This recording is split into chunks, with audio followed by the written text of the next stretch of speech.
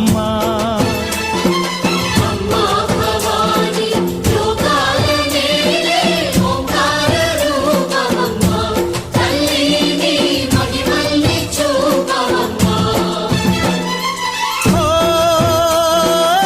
సృష్టికే దీపమా, శక్తికే మూలమా, సింహరథమే నీదమ్మా.